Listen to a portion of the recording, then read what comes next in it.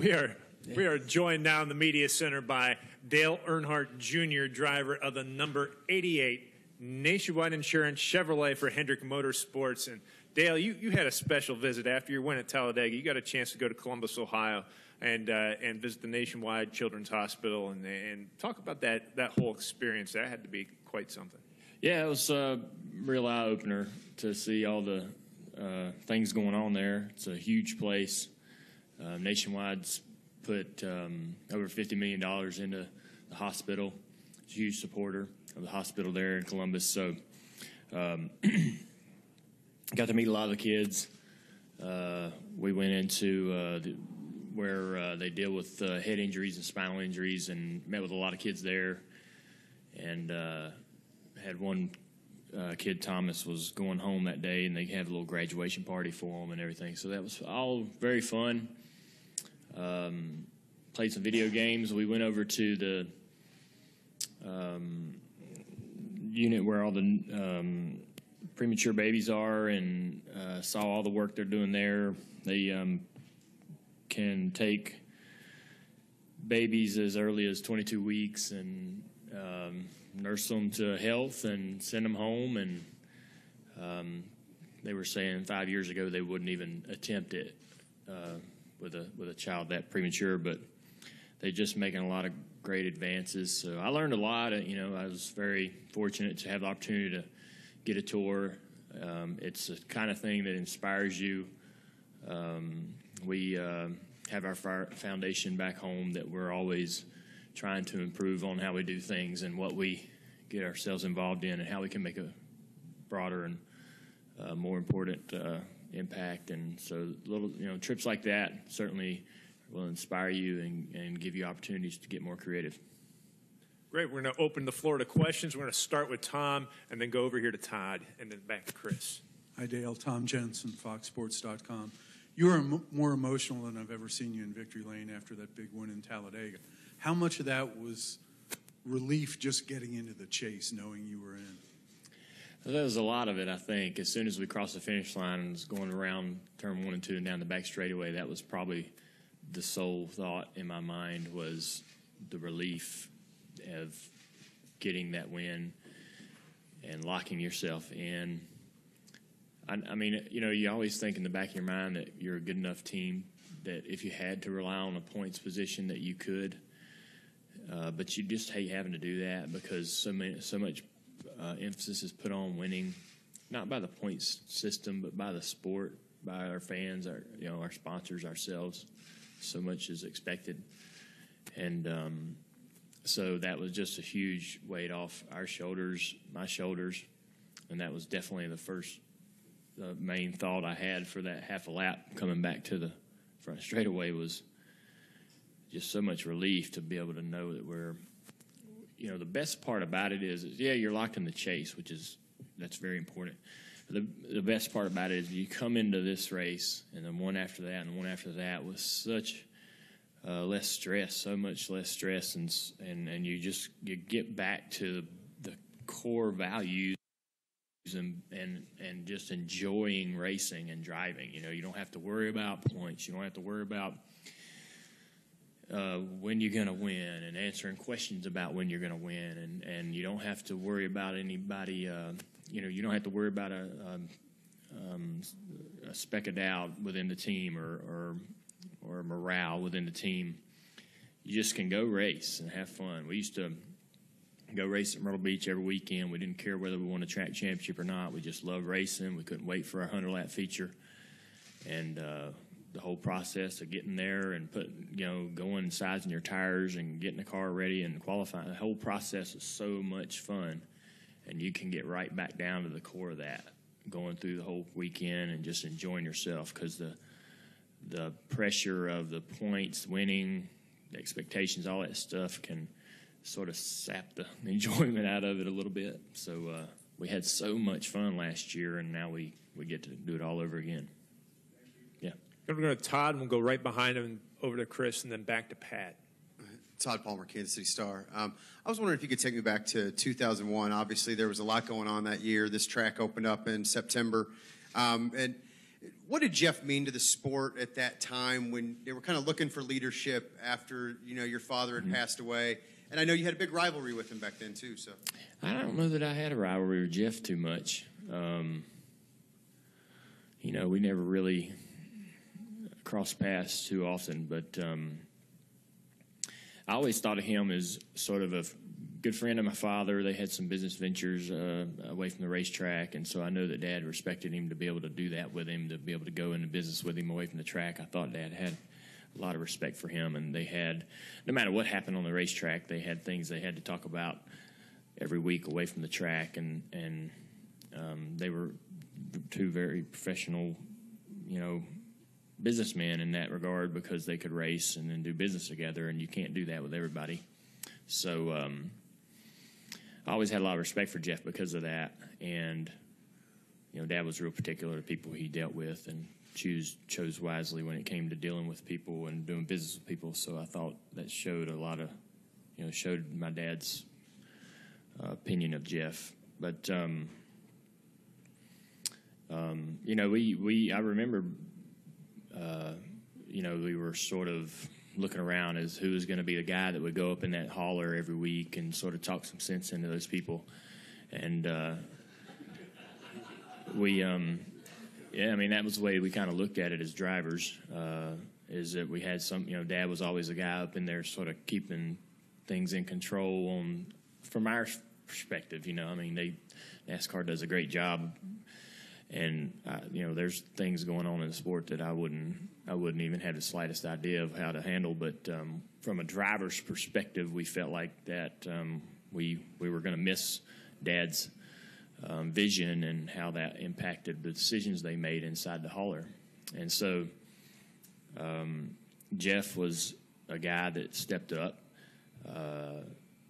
Jeff Burton was also a guy that stepped up. We had a few people that took on that role around that time, but it's somebody. It's kind of no one man's really kind of stood out or stepped up. It's just been a bit of a community, and we all the drivers sort of talk and communicate and text back and forth throughout the week and discuss what concerns we have, and someone ends up going and taking that concern to NASCAR somehow, some way, but. It was a whole lot more streamlined, I think, back when Dad was kind of the guy. But, it is what it is. Michael Coleman, KCTV5 Sports. I don't know if you saw today's paper, his paper, had an article about your father and Ned Yost, the Royals manager. Any stories you can share about that friendship between those two?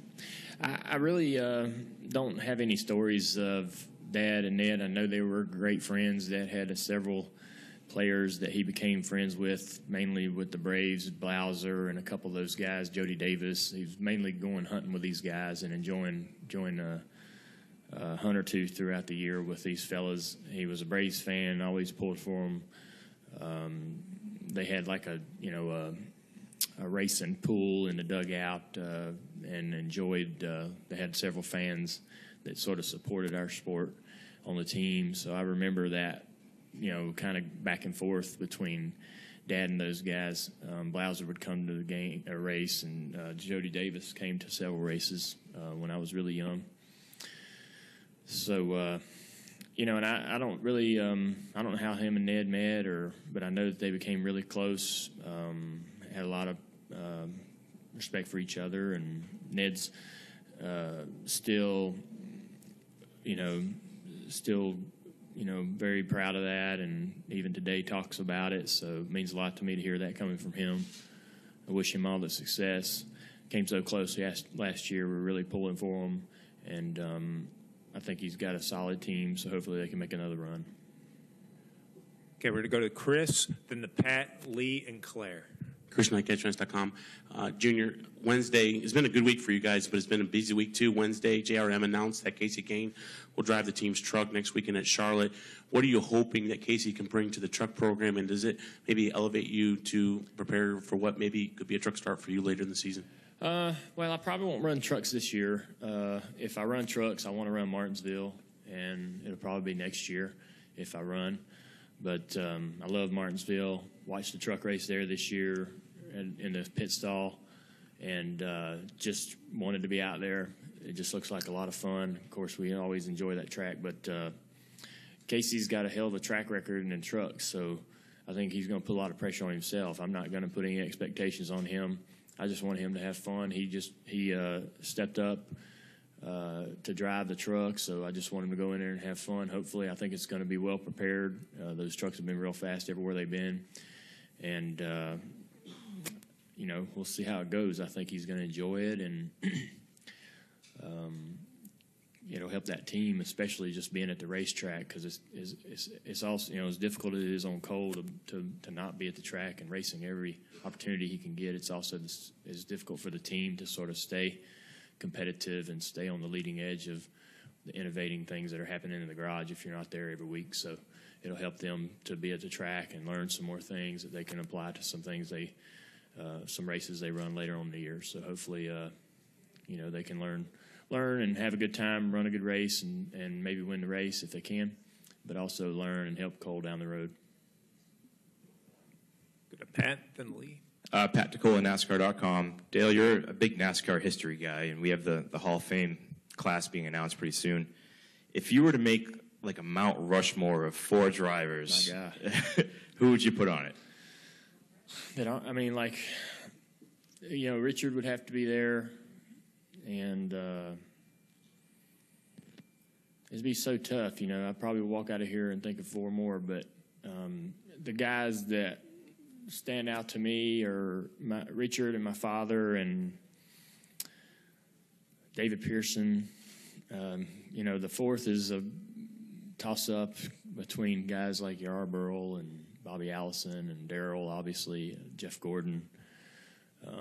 Jimmy has got to be in that conversation. He could even probably be the 3rd guy.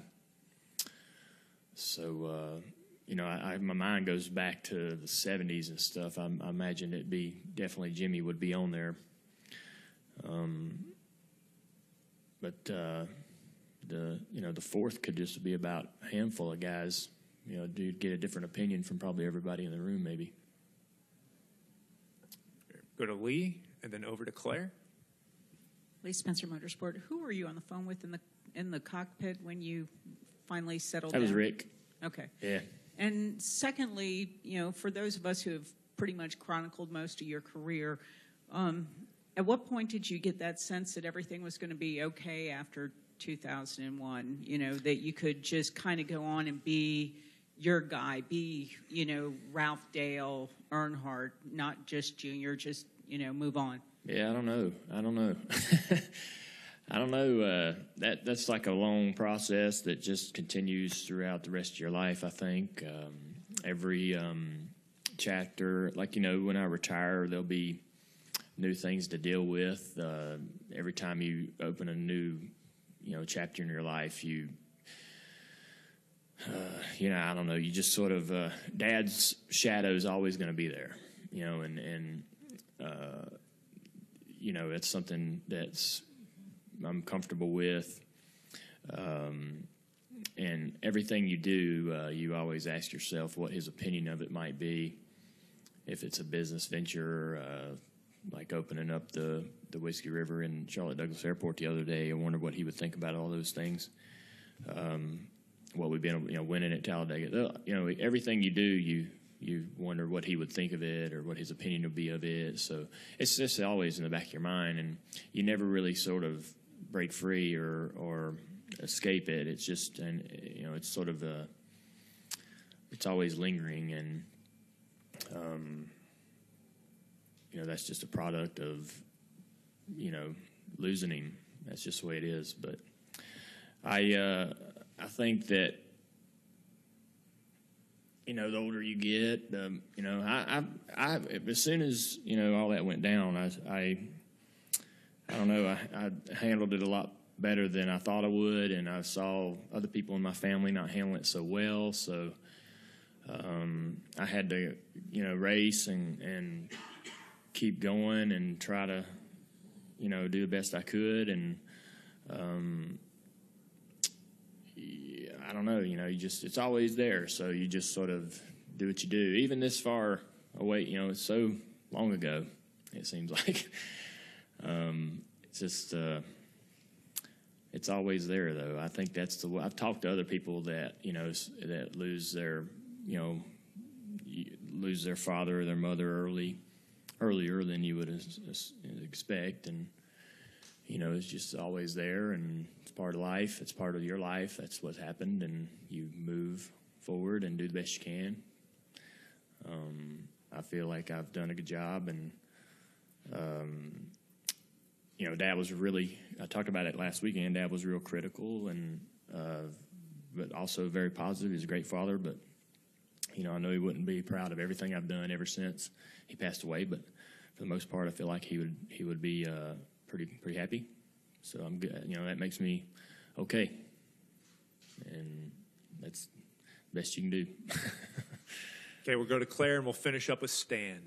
Claire B. Lang, Sirius XM NASCAR Radio. I was going to ask you about you as a businessman, because with Whiskey River opening up and Junior Motorsports taking on the truck team, and you always had a lot of good business people around you, but early on maybe were sort of led into things. It seems like you're kind of rolling into being a businessman.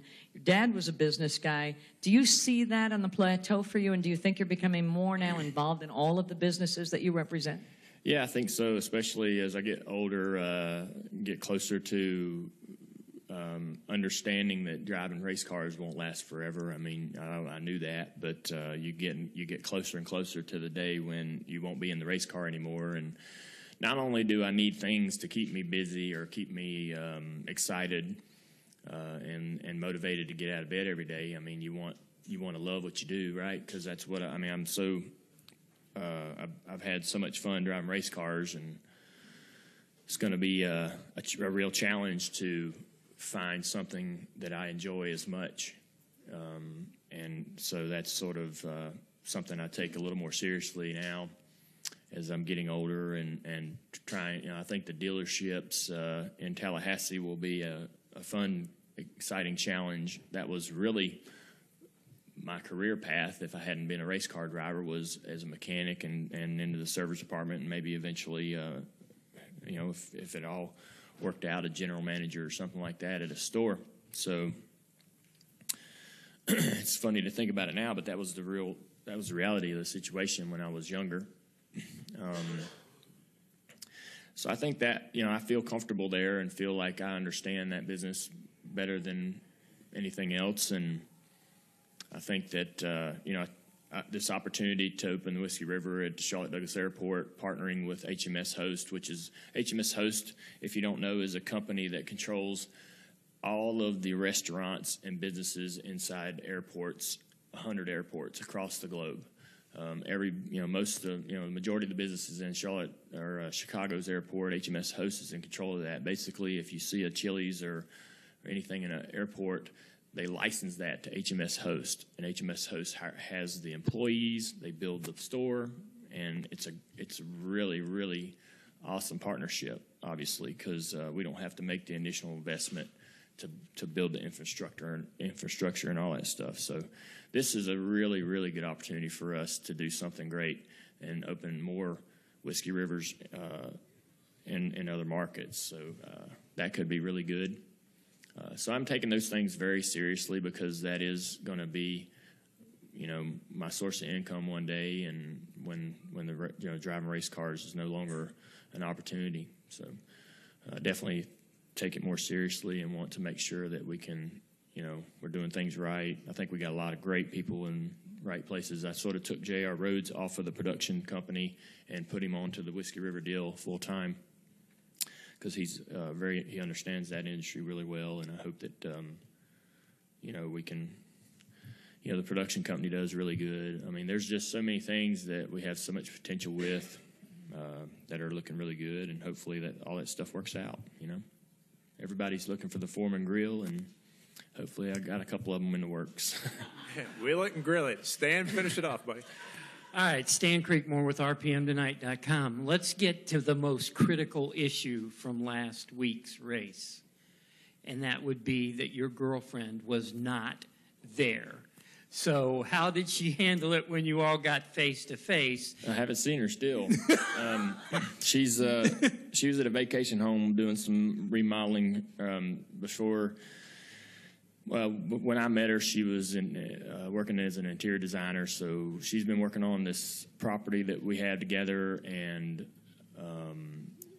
when she'll be here Saturday, so tomorrow she'll finally get here, and I'm about ready for her to get here because Gus has been a handful, and I just need a break, but you know, she missed one of the races last year, Pocono, that we won. She was very disappointed, but she has a part-time job that she piddles with just to have some normalcy and interaction with normal people. She don't think that any of us here are normal, but she thinks this racing thing's pretty crazy. So it's fun for her to have some interaction with some real people.